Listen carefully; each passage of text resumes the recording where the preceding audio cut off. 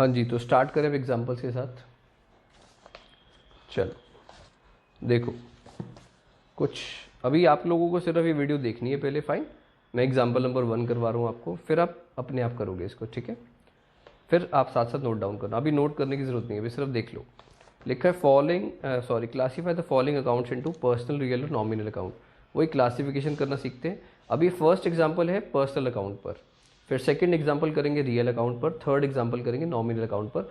इससे आपकी नॉलेज बहुत डिटेल हो जाएगी, फाइन। अब आप उसके बाद बुक का कोई भी क्वेश्चन करोगे आपको ऑटोमेटिकली आता होगा। बस आपको मैंने बहुत बार कहा है कि एग्जाम्पल से बहुत ज़्यादा फोकस करो। जब मैं कोई एग्जाम्पल पढ़ा रहा हूँ दैट मीन्स वही कोर होता है हमारी उस क्लास का, ठीक है। तो एग्जाम्पल वाली वीडियो एटलीस्ट 2 बार देखनी चाहिए, पहले देखो और उसके बाद दोबारा साथ साथ करो, ठीक है ना। तो परफेक्शन बहुत अच्छी आती है। बस मैं टॉपिक वाली वीडियो को रिपीट करने के लिए बोलता हूँ। मैं कभी भी ये नहीं बोलता जब मैं कोई क्वेश्चन करवा रहा हूँ उसको 2 बार देखो, वो आपके ऊपर डिपेंड करता है अगर आपको कोई डाउट है। लेकिन टॉपिक वाली वीडियो में हमेशा रिकमेंड करता हूँ आपको 2 बार देखनी चाहिए, फाइन। पढ़ना शुरू करते हैं। देखो यहाँ पर अकाउंट्स लिख दिया मैंने, हेडिंग और सब हेडिंग, फाइन। कैपिटल क्या होता है फटाफट से बताओ। Capital is a part of, जल्दी बताओ, कैपिटल कौन इन्वेस्ट करता है? Owner, proprietor. प्रोप्राइटर कौन सा अकाउंट का पार्ट होता है? Natural personal account, fine. तो दैट मीन्स हम लोग सब हेडिंग में क्या लिखने वाले? Natural personal account, fine.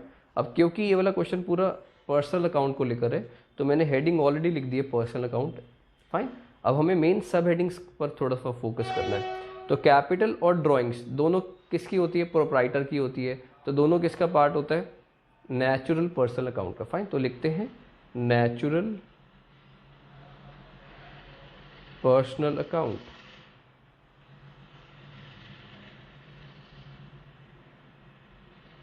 ठीक है। आगे बढ़े, इसके बाद है ड्राइंग्स। मुझे लगता है सेम आंसर, तो मैं यहाँ पर ये मार्क लगा देता हूँ, ठीक है, मतलब सेम, फाइन। इसके बाद है बैंक। मैंने आपको बताया था बच्चों, बैंक और बैंक ओवरड्राफ्ट या बैंक लोन। जल्दी से मुझे बताओ, इसके बारे में मैंने आपको बहुत बार कहा था, अवेयर है ना। बैंक बैलेंस यानी कि बैंक अकाउंट किसके नाम से खुलता है? फर्म के नाम से खुलता है। तो दैट मीन्स वो किसका पार्ट हुआ? कोई भी चीज़ जो फर्म की है that is a part of artificial personal account, fine.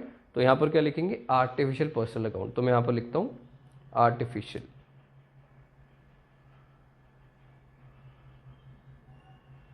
Personal account,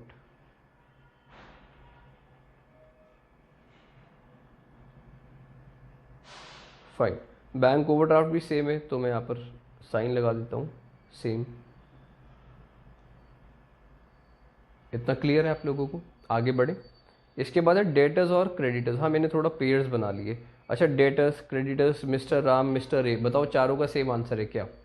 debtors, creditors, mister A, mister B, whatever are a part of, जल्दी से बताओ, नेचुरल पर्सन, क्योंकि ये पर्सन की बात हो रही है, फाइन, ह्यूमन बींग्स की बात हो रही है। तो answer is natural personal account. तो लिखते हैं नेचुरल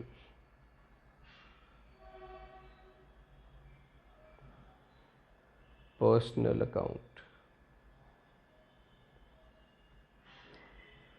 अच्छा, तीनों आंसर सेम है नीचे के, तो मैं डिनोट कर रहा हूँ उसको साइन से।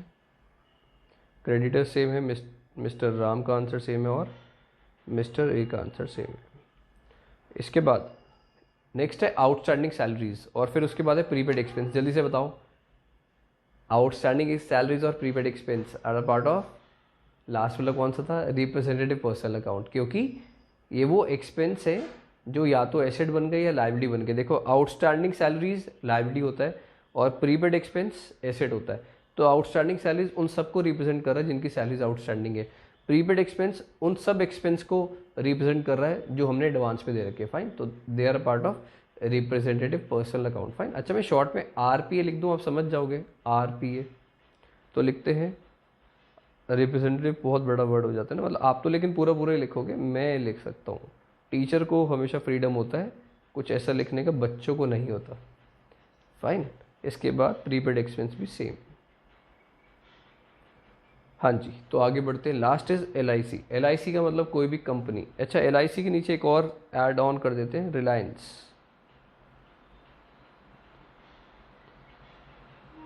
अब फटाफट से बताओ नलायको, ये कंपनीज है। कंपनीज कहाँ पर जाती हैं? कंपनीज किसका पार्ट होती है? ये आर्टिफिशियल पर्सन मान के चलते हैं इसको, फाइन, अकाउंटिंग टर्म्स में, कि ये मान के चलते हैं कि ये इनको हम पैसा इन्वेस्ट कर रहे हैं इनके पास, इनसे पैसा ले रहे हैं, तो that means they are artificial person. तो कहाँ पर जाएगा? आर्टिफिशियल पर्सनल अकाउंट में। तो मैं APA लिख दूँ? सर आप तो सिर पे चढ़ते जा रहे हो, पूरा लिखा करो। ठीक है बच्चों, आगे से मैं पूरा लिखूंगा, ठीक है। चलो, ये हो गया आपका example number 1 complete, fine.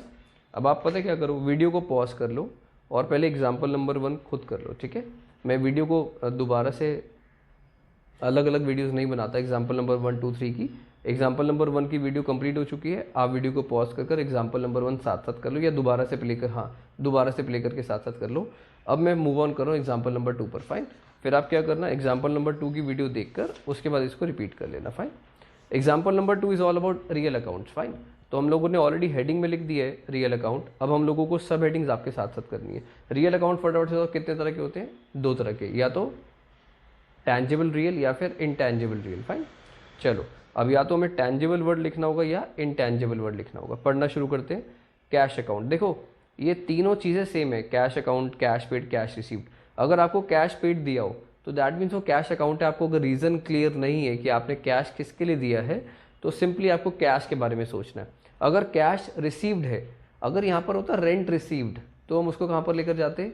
Income है तो हम कहाँ पर लेकर जाते? नॉमिनल अकाउंट में। लेकिन सिर्फ अगर आपको कैश पेड या कैश रिसीव्ड गिवन है, रीजन क्लियर नहीं है, तो आप सिर्फ कैश के अकॉर्डिंग सोचोगे, फाइन।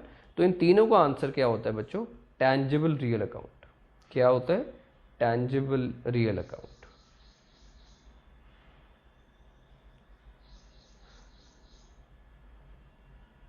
फाइन। अब कैश पेड भी सेम है, कैश रिसीव्ड भी सेम है। आपको क्या लगता है? Furniture, machine, vehicles, typewriter, premises, stock, ये सब क्या होते हैं? टैंजिबल चीज़ें या इनटैंजिबल है? फटाफट से बताओ। देखो रियल अकाउंट तो बहुत सिंपल है यार, या तो चीज़ दिखती है या नहीं दिखती है आपको। क्या फर्नीचर दिखता है? सर हम ऐसे फर्नीचर पे कभी नहीं बैठे जो हमें दिखता ना हो। Very good. मशीन टैंजिबल है, व्हीकल्स टैंजिबल है, स्कूटर पे जाते हो दिखता है ना स्कूटर जाता हुआ, यार ऐसा लगता है कोई भूत आ रहा है। इसके बाद टाइपराइटर टैंजिबल है, प्रेमाइसेस टैंजिबल है। प्रेमाइसेस किसको बोलते हैं? लैंड एंड बिल्डिंग्स को, फाइन। कोई ऐसी बिल्डिंग में कहीं जो दिखती ना हो लेकिन वो बिल्डिंग थी। इसके बाद है, और आप नीचे गिर गए ऊपर जाने के बाद, इसके बाद है बच्चों स्टॉक। स्टॉक भी क्या होता है? टैंजिबल रियल अकाउंट होता है। तो सबके आंसर सेम थे इसका मतलब, तो सिर्फ हमें मार्क लगाने हैं। ये चीज़ें बहुत सिंपल है बच्चों, मेन पर्सनल अकाउंट आपको गलत नहीं करना, ठीक है। अब आगे बढ़ते हैं। देखो ये 3 चीज़ें क्या है, फटाफट से बताओ। Goodwill, patent, trademarks. आपको काफ़ी बार बताया, गुडविल, पेटेंट, कॉपीराइट, ट्रेडमार्क्स, ये सब कौन से सेट्स होते हैं? सॉफ्टवेयर भी हो सकते हैं यहाँ पर, फाइन। आप मैं लिख देता हूँ सॉफ्टवेयर्स। पता है ना सॉफ्टवेयर क्या होते हैं? जो आपके कंप्यूटर के अंदर होते हैं। आप क्या उनको टच कर सकते हो? नहीं। आप हार्डवेयर को टच कर सकते हो कंप्यूटर के, सॉफ्टवेयर को नहीं कर सकते, फाइन। तो सारे कौन से सेट्स हो गए? इनटैंजिबल। यहाँ पर पेटेंट्स के साथ कॉपीराइट्स भी आ सकता है, ध्यान रखना। तो सारे कौन से एसेट्स होते हैं? Intangible real account. तो मैं लिखता हूँ इनटैंजिबल रियल अकाउंट,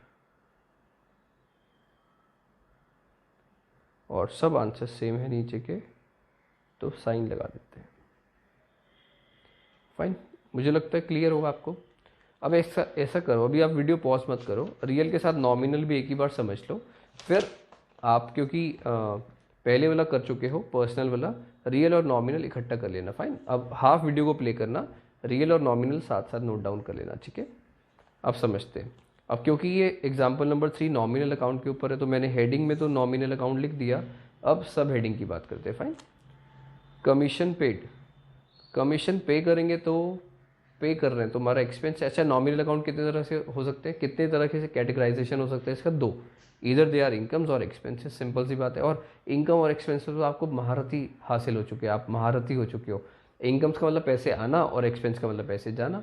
तो कहीं पर भी पेड वर्ड आएगा दैट मीन्स वो एक्सपेंस है, और रिसीव्ड वर्ड आएगा तो वो इनकम है। तो कमीशन पेड क्या होता है? एक्सपेंस। तो मैं यहाँ पर लिखता हूँ एक्सपेंस। इसके बाद कमीशन रिसीव्ड, इनकम, सबको पता है, ये हमने फर्स्ट डे ही पढ़ लिया था बच्चों बेसिक्स वाली क्लास में। इसके बाद परचेजेस, क्या लगता है? परचेजेस का मतलब परचेज ऑफ गुड्स होता है, एक्सपेंस। तो मैं यहाँ पर लिखता हूँ एक्सपेंस। सेल्स, सेल करोगे तो पैसा आता है, सेल ऑफ गुड्स इनकम होती है, तो इनकम्स। इसके बाद सैलरीज एक्सपेंस, तो सैलरीज के साथ लिखते हैं एक्सपेंस, क्योंकि हम सैलरी हमेशा पे करते हैं। आपको बताया गया था कि अकाउंट्स हमेशा फर्म के पॉइंट ऑफ व्यू से होती है, तो कभी भी सैलरी मिलती नहीं है, पे करी जाती है। इसके बाद ट्रैवलिंग एक्सपेंस भी एक्सपेंस होता है, इंश्योरेंस भी एक्सपेंस है, इंश्योरेंस प्रीमियम जब हम कराते हैं बिजनेस का। बैड डेब्ट्स हो जाना भी एक्सपेंस है, लॉस होता है। बैड डेब्ट्स का मतलब समझ लो क्या होता है, जब हमारे डेटर्स हमें पैसे नहीं देते, मतलब ये आपके लिए न्यू टर्म है, ध्यान से सुनना। जब आपके डेटर्स बैड हो जाते हैं, तो ये बैड डेटर्स से बना है बैड डेब्ट्स, मतलब आपने किसी से पैसे लेने थे और उन्होंने आपको देने से मना कर दिया। फाइन, फॉर एग्जांपल मैंने आपको 50,000 देने थे, मैंने आपको प्रॉमिस किया हुआ था आज का, आज आपने मुझे सुबह कॉल किया कि सागर भैया वो 50,000 रुपीज़, मैंने कहा बेटा sorry I don't have, do what ever you can, आप कुछ भी कर लो, मैं पैसे नहीं दे पाऊंगा। फाइन, तो दैट मीन्स वो आपको क्या हो गया, बैड डेब्ट्स हो गए। भगवान ना करे कभी ऐसा हो बच्चों, बैड डेब्ट्स का मतलब जो पैसे डूब जाते हैं, तो वो भी लॉस होता है। फाइन, तो लिखते हैं यहाँ पर बच्चों फटाफट से, सैलरीज क्या है हमारा, एक्सपेंस है, ट्रैवलिंग एक्सपेंस भी एक्सपेंस हो गया, इंश्योरेंस भी एक्सपेंस हो गया, और बैड डेब्ट्स भी एक्सपेंस हो गया। फाइन, इसके बाद bad debts recovered. Bad debts recovered का मतलब होता है, अब क्या हुआ, अब 5 दिन के बाद 6 दिन के बाद आप बहुत ज़्यादा हर्ट हो चुके हैं, आपके 50,000 डूब चुके हैं, सागर भैया ने पैसे नहीं दिए आपके, आप भगवान को प्रे करते हो, भगवान कुछ करो यार। अब क्या होता है, मेरे पास अचानक से पैसे आ जाते हैं। फाइन, तो अब मैं आपको वो पैसे वापस कर रहा हूँ, तो अब वो आपके लिए इनकम है, किस नाम से, बैड डेब्ट्स रिकवर्ड के नाम से। अब आपके जो बैड डेब्ट्स थे वो क्या हो चुके हैं, रिकवर हो चुके हैं। फाइन, तो दैट इज योर इनकम, तो वो इनकम होती है। जब बैड डेब्ट्स होते हैं तो वो लॉस होता है, एक्सपेंस होता है। अगर वो बैड डेब्ट्स रिकवर होते हैं तो वो आपकी इनकम हो जाती है। इसके बाद rent paid expense, rent received income, receive हो रही है सर तो इनकम ही हुई ना, कैसी बातें कर रहे हो आप। डिस्काउंट अलाउड, डिस्काउंट दी है सर, एक्सपेंस है। डिस्काउंट रिसीव्ड सर, इनकम है। कैरेज, कार्टेज और ऑक्ट्रॉय, ये सब एक्सपेंसेस होते हैं बच्चों। फ्रेट, एक और नाम लिख देता हूँ मैं यहाँ पर, फ्रेट, ये चारों का मतलब होता है ट्रांसपोर्टेशन एक्सपेंस, चाहे वो कैरेज लिखा हो, कार्टेज लिखा हो, ऑक्ट्रॉय लिखा हो या फ्रेट। फाइन, इन सब का मतलब क्या होता है, ट्रांसपोर्टेशन एक्सपेंस। जब हम लोग अपने गुड्स को सेल करते हैं या परचेज करते हैं कहीं से, तो जो रास्ते के खर्चे होते हैं उसको क्या बोलते हैं, ऑक्ट्रॉय, कार्टेज, कैरेज और फ्रेट। Fine, transportation expenses. तो बेसिकली एक्सपेंस हुआ ना, तो यहाँ पर लिखते हैं एक्सपेंस। सर अगर हमारी ट्रांसपोर्ट की कंपनी हो तो अभी आपको ट्रांसपोर्ट कंपनी के अकाउंट्स नहीं बनाने, नालायक हो। फाइन, तो इसी के साथ आपका ये वाला आपकी सेकंड वीडियो भी होती है फिनिश, मतलब